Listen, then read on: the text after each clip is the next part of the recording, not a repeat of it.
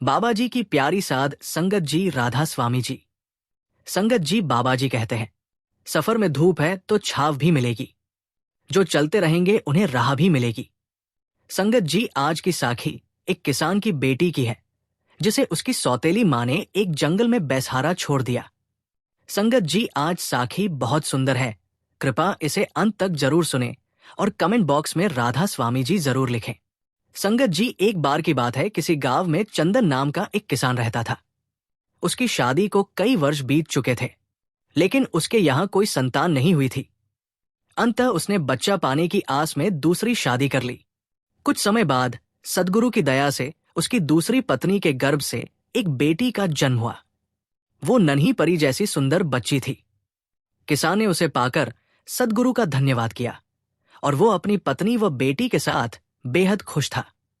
किसान ने अपनी प्यारी बेटी का नाम राधा रखा।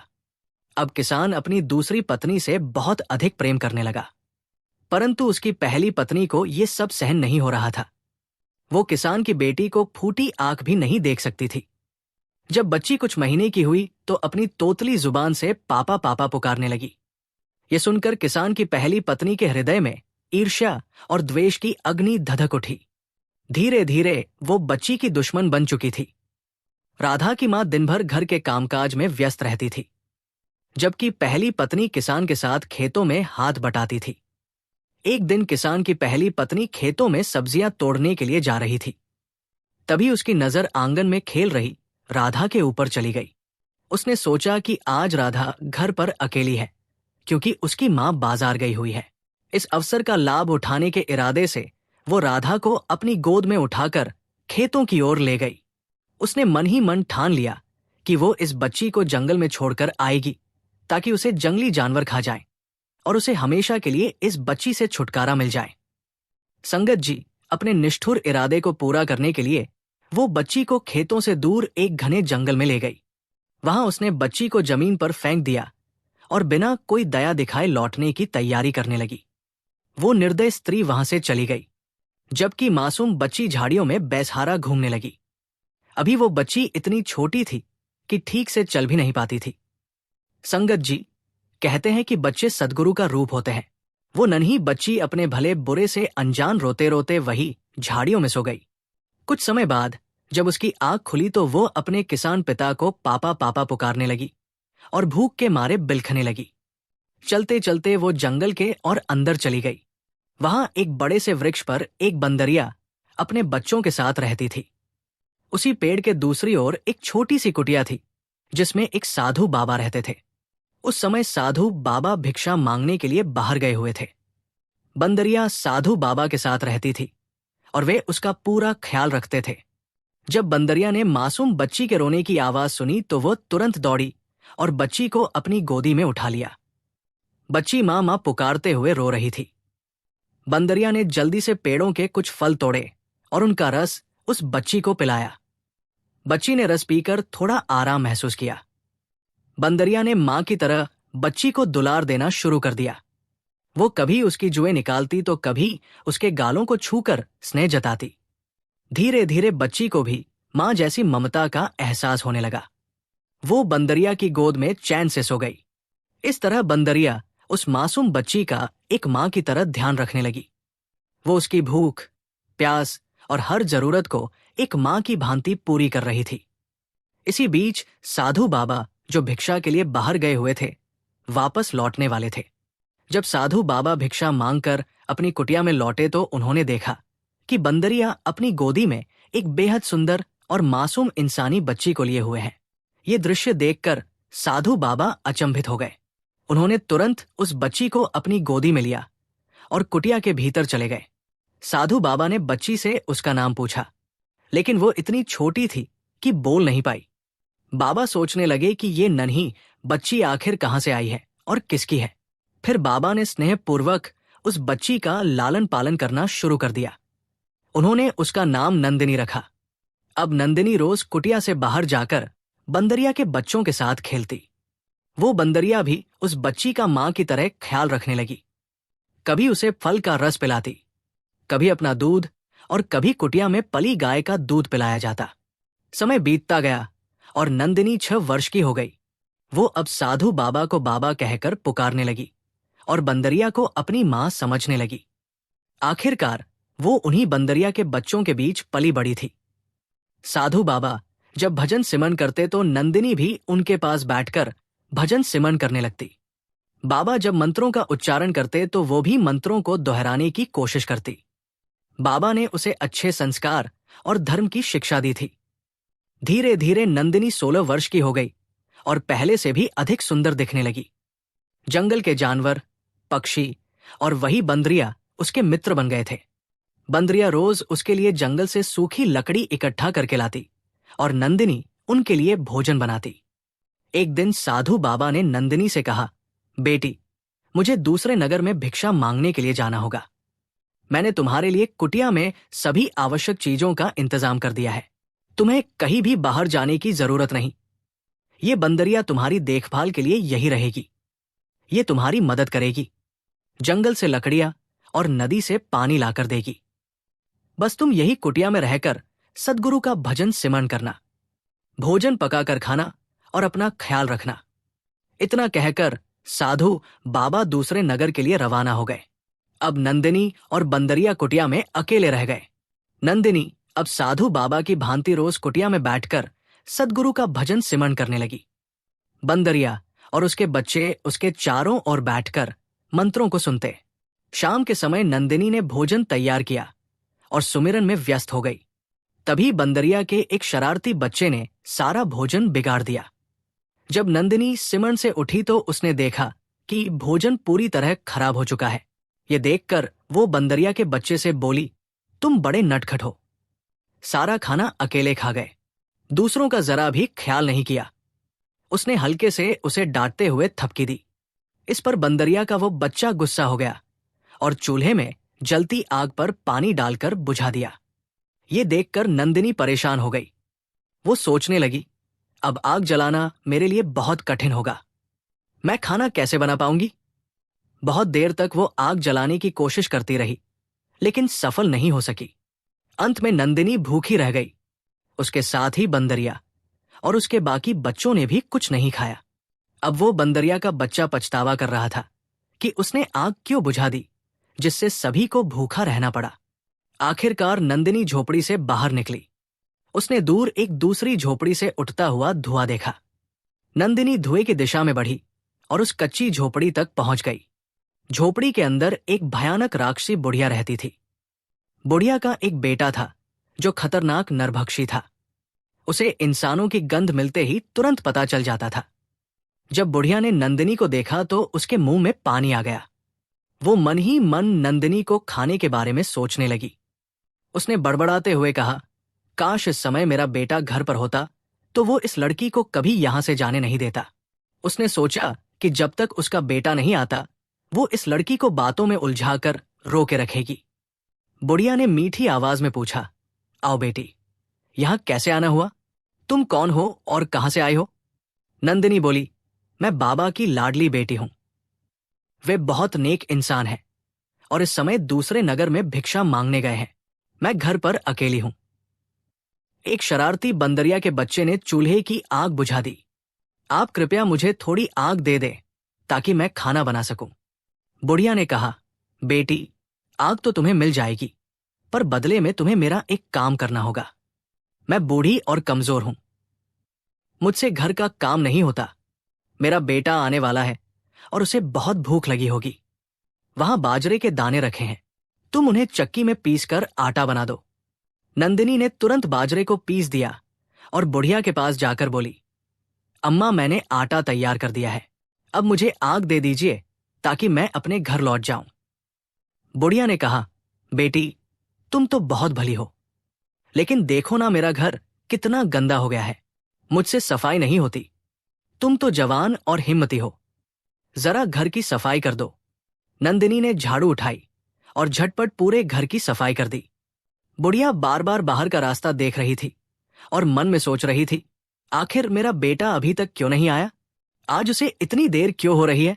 नंदिनी सफाई पूरी करने के बाद बुढ़िया के पास पहुंची और बोली, अम्मा, अब मैंने आपके सारे काम कर दिए हैं, कृपया मुझे आग दे दें। अब मैं घर जाना चाहती हूं। बुढ़िया ने कहा, बेटी, सच में तुमने तो सारा काम कर दिया। बस एक आखिरी काम कर दो, पास वाले कुएं से मेरे लिए थोड़ा सा पानी ला दो। नंदिनी तुरंत घड़ा लेकर गई और पानी भर लाई। अब वो कहने लगी, अम्मा अब तो मुझे घर जाना ही होगा। आप मुझे आग नहीं देना चाहती तो मत दीजिए। बुढ़िया ने कहा, कैसी बातें कर रही हो बेटी, तुम तो बहुत भली हो। ये लो आग भी ले जाओ, और जाते समय ये एक मुट्ठी बाजरा भी साथ ले लो। जहां जहां से तुम गुजरो वहां वहां इसे छीन देना, सब कुछ मंगलमय होगा। नंदिनी ने वैसा ही किया। रास्ते में चलते हुए वो बाजरे के दाने बिखेरते हुए घर लौट आई। उसने कुटिया में पहुंचकर आग जलाई और तुरंत खाना बना लिया। पहले उसने बंदरिया और उसके बच्चों को खिलाया, फिर खुद ने भोजन किया। उधर बुढ़िया का आदमखोर बेटा घर लौट आया। बुढ़िया ने उसे डांटते हुए कहा, तुम आज कहां चले गए थे? इतनी देर क्यों लगा दी? हमारे पास खुद चलकर शिकार आया था, लेकिन अब वो लड़की वापस चली गई। मैंने उसे कुछ बाजरे के दाने दिए थे। अब एक ही तरीका बचा है, जहां जहां वो बाजरे के दाने बिखेर गई है, तुम उन दानों का पीछा करते हुए जाओ और उसे ढूंढ निकालो। आदमखोर बेटा अब उन बिखरे हुए दानों के निशान का पीछा करने लगा। वो बाजरे के दाने जंगल के पास एक बड़े पेड़ के समीप समाप्त हो गए। आदमखोर ने चारों ओर निगाह दौड़ाई तो उसे एक कुटिया नजर आई। उसने कुटिया के दरवाजे पर जोर से दस्तक दी और आवाज लगाई, बेटी दरवाजा खोलो, मैं तुम्हारा बाबा हूं और तुम्हारे लिए बहुत कुछ लेकर आया हूं। लेकिन नंदिनी तो खाना खाकर गहरी नींद में थी। उसे दरवाजे की आवाज सुनाई नहीं दी। ये देखकर आदमखोर क्रोध से भर गया और दरवाजा तोड़ने की कोशिश करने लगा, मगर वो असफल रहा, क्योंकि कुटिया का दरवाजा लोहे की मजबूत सलाखों से बना हुआ था। दरवाजा तोड़ने के प्रयास में उसकी एक उंगली टूटकर लोहे की सलाखों में फंस गई। नाकाम होकर आदमखोर वहां से चला गया। सुबह होने पर नंदिनी ने कुटिया का दरवाजा खोला। जैसे ही उसने दरवाजे को छुआ, उसकी हथेली में उस आदमखोर की टूटी हुई उंगली का नाखून चुभ गया। वो दर्द से चीख उठी। धीरे धीरे उस नाखून का विष उसके पूरे शरीर में फैलने लगा और वो बेहोश होकर जमीन पर गिर पड़ी। बंदरिया और उसके बच्चे नंदिनी के चारों ओर बैठकर रोने लगे। कभी बंदरिया उसके सिर को सहलाती तो कभी उसके पैरों की मालिश करती, लेकिन नंदिनी होश में नहीं आई। इतने में कुछ लोग घोड़ों पर सवार वहां पहुंचे।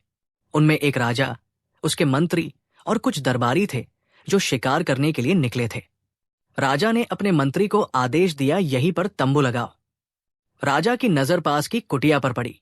उसने मंत्री से कहा, जरा जाकर देखो इस कुटिया के अंदर क्या है। मंत्री कुटिया के अंदर गया और कुछ देर में हड़बड़ाते हुए बाहर निकल आया। राजा ने पूछा, क्या हुआ? मंत्री ने बताया, महाराज, कुटिया का दरवाजा पहले से खुला हुआ था। अंदर एक अत्यंत सुंदर लड़की बेहोश पड़ी है और उसके पास एक बंदरिया बैठी रो रही है। यह सुनकर राजा हैरान हुआ और खुद अंदर जाने की इच्छा जताई। उसने मंत्री को आदेश दिया, लड़की को कुटिया से बाहर लाया जाए। जब लड़की को बाहर लाया गया तो राजा ने उसके सीने के पास अपना कान लगाकर सुना। उसे पता चला कि लड़की की सांसें अब भी चल रही थी। राजा ने देखा कि लड़की अत्यधिक सुंदर थी। उसकी हथेली पर नजर पड़ते ही राजा को उस आदमखोर का नाखून चुभा हुआ दिखा। राजा ने नाखून को सावधानी से उसकी हथेली से बाहर निकाला। नाखून निकलते ही नंदिनी ने धीरे धीरे होश में आते हुए आंखें खोली और उठकर बैठ गई। राजा ने कहा, मैं इस नगर का राजा हूं। मैंने तुम्हारी जान बचाई है।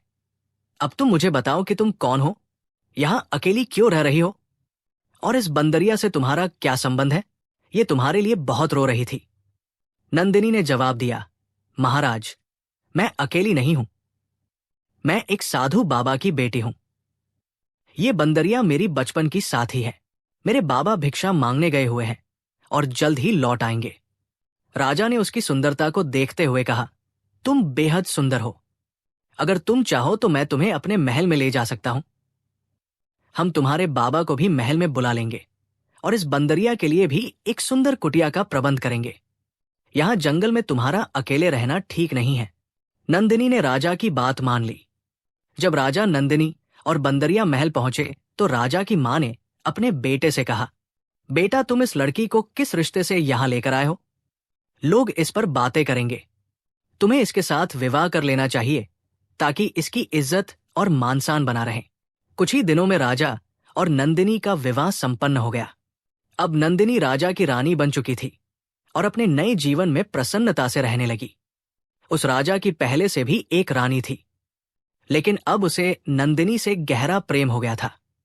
वो उसका खास ख्याल रखने लगा और उसकी सेवा के लिए एक दासी नियुक्त कर दी। वो दासी एक बुजुर्ग महिला थी जो नंदिनी को अपनी बेटी की तरह स्नेह देती थी। नंदिनी को भी वो दासी बेहद प्रिय लगती थी। एक दिन वो बुजुर्ग दासी नंदिनी से बोली, बेटी, अपनी सौतन से जरा सावधान रहना। वो बहुत चालाक है और तुम्हें नुकसान पहुंचा सकती है। नंदिनी हंसकर कहने लगी, अम्मा, ऐसा मत सोचो। वो मुझे बहन की तरह मानती है। वो भी इस महल की रानी है जैसे मैं हूं। उसे मुझसे ईर्ष्या क्यों होगी? बुजुर्ग दासी ने सिर हिलाया लेकिन कुछ नहीं बोली। नंदिनी अपनी सौतन के साथ अक्सर समय बिताने लगी। वे दोनों आपस में बातें करती पर सौतन अपनी जलन कभी उजागर नहीं होने देती थी। एक दिन वे दोनों महल के बाहर खड़ी थी। नंदिनी के साथ उसकी बंदरिया भी थी। सौतन ने छाप भरे लहजे में कहा, नंदिनी, तुम तो बेहद सुंदर हो। अगर तुम गहने पहन लो तो और भी अधिक खूबसूरत दिखोगी। सौतन ने आगे कुटिल मंशा से कहा, महल से कुछ दूरी पर एक नदी बहती है जिसका जल बहुत ही साफ है और उसमें सब कुछ एकदम स्पष्ट दिखता है। चलो नदी किनारे चलकर अपनी परछाई में देखो कि तुम कितनी सुंदर हो। नंदिनी उसकी बातों में आ गई और उसके साथ चलने लगी। तभी बंदरिया ने नंदिनी के साड़ी का पल्लू खींचकर उसे रोकने की कोशिश की, जैसे चेतावनी दे रही हो कि उसके साथ मत जाओ। लेकिन नंदिनी को गुस्सा आ गया और उसने बंदरिया को झटकते हुए कहा, क्या बात है, कभी तो मुझे अकेला छोड़ दो। फिर दोनों नदी के किनारे पहुंच गई। नंदिनी नदी के पानी में अपनी परछाई देखकर खुश हो रही थी। तभी उसकी सौतन ने अचानक उसे पानी में धक्का दे दिया। नंदिनी तैरना नहीं जानती थी और डूबने लगी। वो चिल्लाती रही, लेकिन सौतन जल्दी से वहां से भागकर महल में वापस चली गई। जब राजा वापस आया तो उसने नंदिनी को हर जगह खोजा, लेकिन वो कहीं नहीं मिली। राजा अपनी बड़ी रानी के पास गया और गुस्से में पूछा, मेरी नंदिनी कहाँ है? मुझे लगता है तुमने उसे कुछ नुकसान पहुंचाया है। रानी ने नाटकीय अंदाज में कहा, महाराज, मैंने कुछ भी नहीं किया। जरूर इस बंदरिया ने ही उसके साथ कुछ किया होगा, क्योंकि वो हर समय उसके साथ रहती थी। राजा को बंदरिया पर बहुत गुस्सा आया। उसने अपने मंत्री को आदेश दिया कि बंदरिया को जंजीरों में बांधकर एक कमरे में कैद कर दिया जाए। लेकिन राजा को फिर भी चैन नहीं मिला। वो नंदिनी को ढूंढने के लिए व्याकुल हो गया। उसने खाना पीना छोड़ दिया और खुद को कमरे में बंद कर लिया। एक दिन राजा उसी नदी के पास से गुजर रहा था।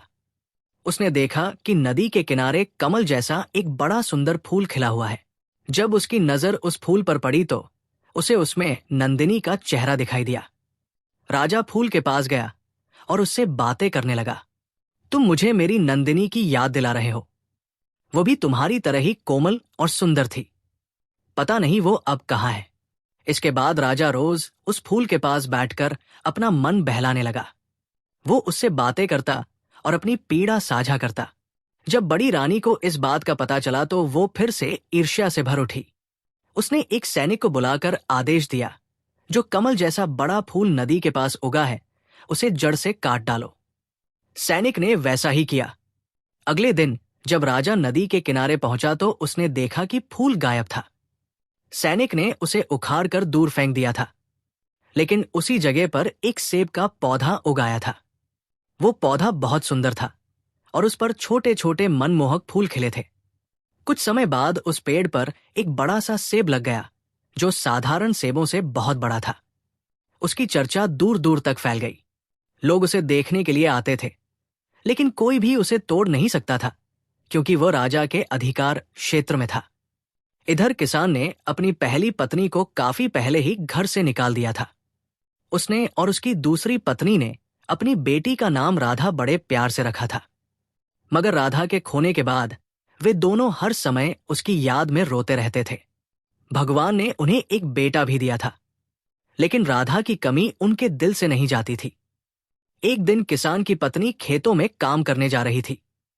थकान होने पर उसने सोचा कि पास के पेड़ के नीचे थोड़ा आराम कर ले। उसने अपनी टोकरी एक ओर रख दी और वहां लेट गई। कुछ देर बाद जब उसकी आंख लगी तो पेड़ से एक बड़ा सा सेब टूटकर उसकी टोकरी में गिर पड़ा। जब वो उठी तो सेब को टोकरी में देखकर घबरा गई। वो मन ही मन सोचने लगी, हे भगवान, अब मैं क्या करूं? अगर किसी ने देख लिया कि मेरे पास राजा के इलाके का ये सेब है तो मुझे चोर समझेंगे और राजा मुझे कैद करवा देगा। फौरन उसने फैसला किया कि वो जल्दी से घर लौट जाएगी। उसने टोकरी को साड़ी के पल्लू से ढक लिया और तेजी से घर आ गई। घर पहुंचते ही उसने अपने पति से कहा, आज मैं आपको कुछ दिखाना चाहती हूं। किसान ने उत्सुकता से पूछा, अच्छा बताओ, क्या लाए हो?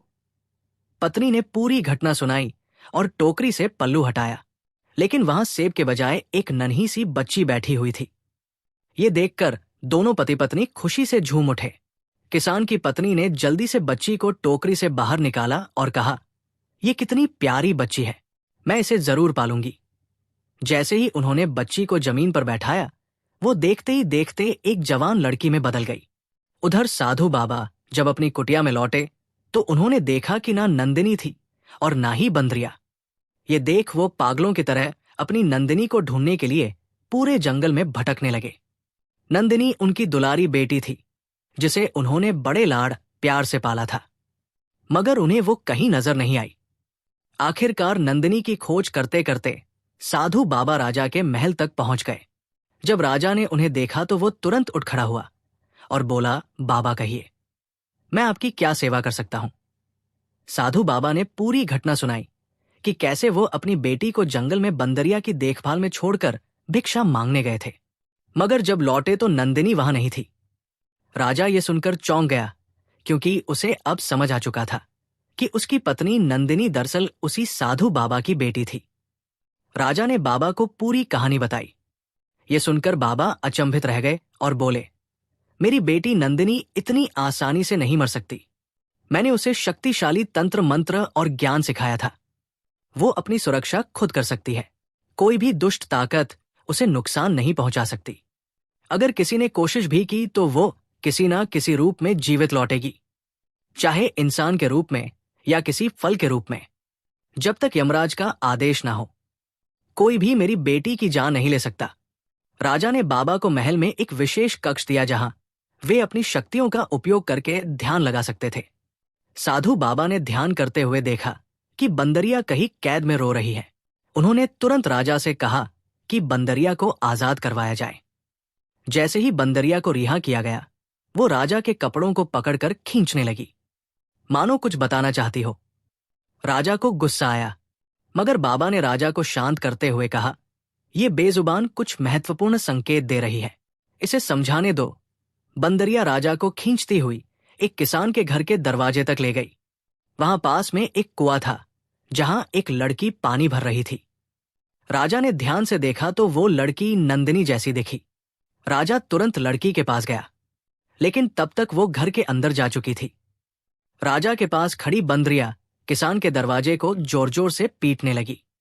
थोड़ी देर में किसान की पत्नी बाहर आई और दरवाजा खोलते ही चौंक कर बोली, महाराज, आप यहां हम जैसे गरीबों के घर में कैसे? राजा ने कहा, अभी अभी जो लड़की अंदर गई है वो मेरी पत्नी है। किसान की पत्नी आश्चर्य से बोली, महाराज, आप कैसी बात कर रहे हैं? वो मेरी बेटी है, आपकी रानी कैसे हो सकती है? ये सुनकर राजा निराश होकर लौटने ही वाला था कि बंदरिया अचानक घर के अंदर भाग गई। उसने अंदर जाकर देखा कि नंदिनी एक कमरे में बैठी थी। नंदिनी ने तुरंत बंदरिया को पहचान लिया और उसे गले लगाकर फूट फूट कर रोने लगी। फिर उसने किसान की पत्नी को, जिसे वो अपनी मां समझने लगी थी, पूरी कहानी बताई कि मेरी असली मां घर का कामकाज करती थी और मेरी सौतेली मां खेतों में काम करती थी। एक दिन मेरी सौतेली मां मुझे जंगल में ले जाकर फेंक आई और पलट कर भी नहीं देखा। मैं रोती बिलखती भूखी प्यासी जंगल में भटकती रही। तभी इस बंदरिया ने मुझे बचाया और मां की तरह मुझे पाला। ये मुझे फलों का रस पिलाती थी। जब कभी मेरी भूख बहुत ज्यादा बढ़ जाती तो ये अपना दूध तक पिलाकर मेरा पेट भरती थी। इसके बाद एक साधु बाबा, जिनके चेहरे पर दिव्य तेज था, मुझे जंगल में मिले। वे मुझे अपनी कुटिया में ले गए और पिता की तरह मेरा पालन पोषण करने लगे। ये बंदरिया भी उन्हीं बाबा की है। बाबा ने मुझे बड़े लाड़ प्यार से रखा। अब वो बाबा मुझे जरूर ढूंढ रहे होंगे। मैं भी उन्हें बहुत याद करती थी। फिर एक दिन जंगल में मेरे साथ एक घटना घटी, जिसके बाद एक राजा ने मेरी जान बचाई। इतना सुनकर किसान की पत्नी की आंखों में आंसू आ गए और वो फूट फूट कर रोने लगी और कहने लगी, बेटा, तुम ही मेरी खोई हुई बेटी हो और मैं तुम्हारी माँ। किसान की पत्नी को सब समझ आ गया कि बाहर आए राजा सच कह रहे थे कि नंदिनी उनकी पत्नी है। किसान की पत्नी ने नंदिनी को गले से लगाकर खूब आंसू बहाए। फिर उसने पूछा, बेटी, क्या अब तुम महल लौटना चाहती हो? नंदिनी बोली, माँ, अगर राजा को यह पता चल गया कि मैं एक साधारण किसान की बेटी हूं, तो क्या वह मुझे अपनी रानी के रूप में स्वीकार करेंगे? इतनी ही देर में दरवाजे पर फिर से दस्तक हुई। दरवाजा खोलने पर साधु बाबा और राजा दोनों वहां खड़े थे। नंदिनी की नजर जैसे ही साधु बाबा पर पड़ी, वो दौड़कर उनके सीने से लग गई और रोते हुए बोली, बाबा, मुझे आपकी बहुत याद आती थी। मैं आपके बिना नहीं रह सकती। साधु बाबा ने उसके सिर पर हाथ फेरते हुए कहा, बेटियां अपने ससुराल में ही शोभा देती है। देखो, तुम्हारा पति तुम्हें लेने आया है। राजा नंदिनी के पास आया और बोला, मेरी प्रिय रानी, आखिरकार मैंने तुम्हें तुम्हारी लाडली बंदरिया के जरिए ढूंढ ही लिया। नंदिनी ये सुनकर बहुत प्रसन्न हुई। किसान और किसान की पत्नी ने नंदिनी को बड़े ही सम्मान के साथ राजा के साथ विदा कर दिया। राजा उसे लेकर तुरंत महल लौट आया। सबसे पहले उसने राज दरबार में एक विशेष सभा बुलवाई। सभा में मंत्री, सैनिक और दोनों रानियां मौजूद थी। राजा ने घोषणा की, हमारी बड़ी रानी ने हमारे साथ छल और विश्वासघात किया है। हमने उसे बहुत मान सम्मान दिया था, लेकिन उसने हमारे विश्वास को तोड़ा। अब इसे कड़ी से कड़ी सजा दी जाएगी। राजा ने आदेश दिया कि बड़ी रानी को 15 कोड़े लगाए जाएं और फिर उसे काल कोठरी में बंद कर दिया जाए। इसके बाद नंदिनी ने अपने पिता समान साधु बाबा को महल में सम्मानपूर्वक ठहराया और अपनी प्रिय बंदरिया को भी अपने साथ रखा। उधर राजा ने भी किसान और किसान की पत्नी के लिए हर आवश्यक वस्तु की व्यवस्था की, ताकि उन्हें किसी भी तरह की कोई तकलीफ ना हो। संगत जी, इस तरह नियति ने किसान और उसकी पत्नी को उनकी खोई हुई बेटी से पुनः मिलाया और एक राजा को उसकी पत्नी से। अब वे सभी खुशी खुशी अपना जीवन बिताने लगे। संगत जी, साखी अच्छी लगी हो तो कमेंट बॉक्स में राधा स्वामी जी जरूर लिखें और इस साखी को अपने दोस्तों और सत्संगी भाइयों के साथ जरूर शेयर करें। राधा स्वामी जी।